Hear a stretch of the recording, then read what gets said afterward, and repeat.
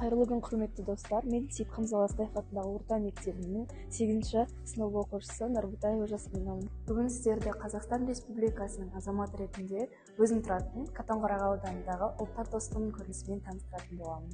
Қатонқарағы ауданы 1928 жылы құрылған кезінен бастап бірнеше ұлт өкілдерінің бірлігі мен берекесі оң нәтижесін беріп, қазіргі дамудың қозғаушы күші болып табылады. Қазіргі таңда да ауданымызда қазақ, орыс, украин, тәжік, татар ұлттарының өкілдері өмір сүруде. Қатонқарағы ауданында 2021 жылғы халық санағы бойынша жалпы есебі 10.316 адам бар. Оның ішінде қазақтар 79,98% құрайды, орыстар 18,68% құрайды, және де басқа да ұлт өкілдері 1,34% құрайды. Әртүрлі ұлттар мен этностардың қорғаушы және қолдаушы, жеке құндылықтарын сақтаушы достық үйі де біздің ауданымызда өз қызметін атқаруда. Олай болса, достық үйінің директоры Манярова Анар Тастанбекқызымен өткен сұхбатқа кезек берейік. Құрметті достар, бүгін бізде қонақта достық үйінің директоры Манярова Анар Тастанбекқызы. Сәлеметсіз бе? Бүгінгі сізге қояр бірінші сұрағым, ауданымыздағы достық үйінің атқарып жатқан жұмысын атап өтсеңіз. Жалпы бізде аудандық Қатонқарағы ауданының достық үйі 2016 жылдан бастап 1 мамырдан бастап жұмыс жасайды. Ол кезде 4 этномәдени бірлестік жұмыс жасаған болатын. Қазіргі сәтте бізде 6 этномәдени бірлестік жұмыс жасайды. Негізгі біздің мекеменің жұмысының мақсаты ол ұлттық дәстүрлерді сақтау және насихаттау болып табылады, және де тілдерді сақтау болып табылады.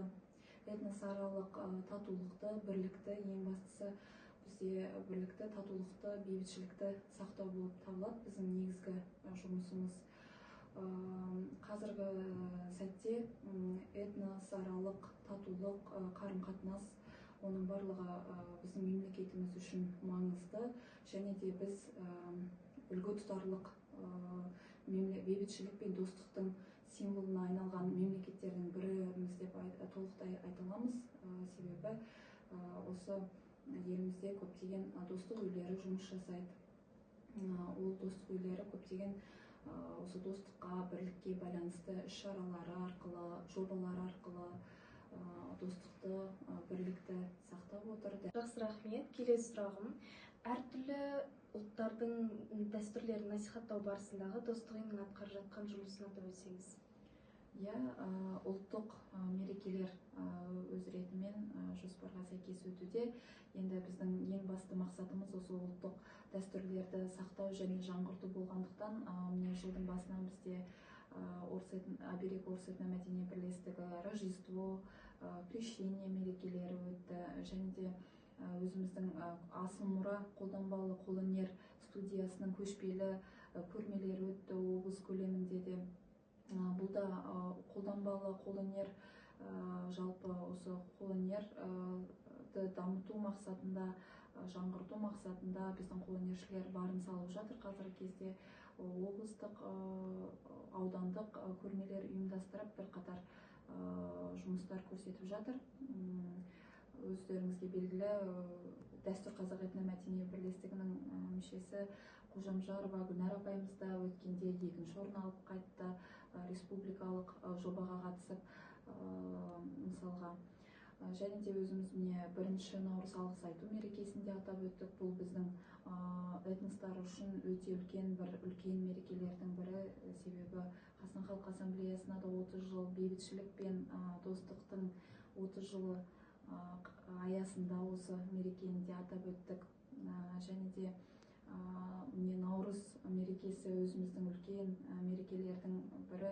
Наурызнама тұжырымдамасына сәйкес әр күніміз шаңырақ, қайырымдылық күні деген сияқты, ынтымақ күні деген сияқты жоспарда өз ретімен өтуде.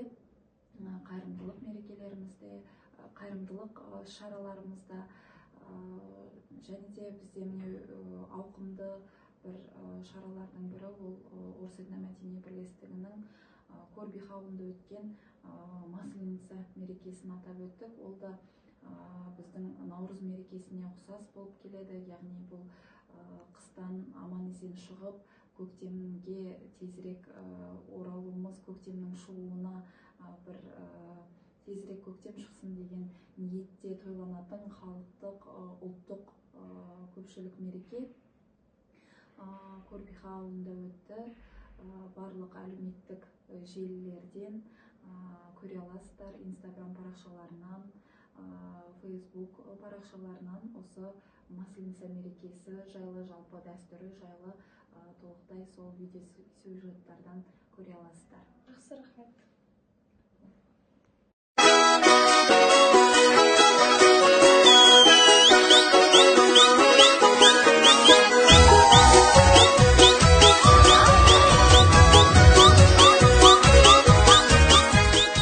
Ұлттық мерекелер ел тілегі, бір Қазақстан халықтарының достық мерекесі.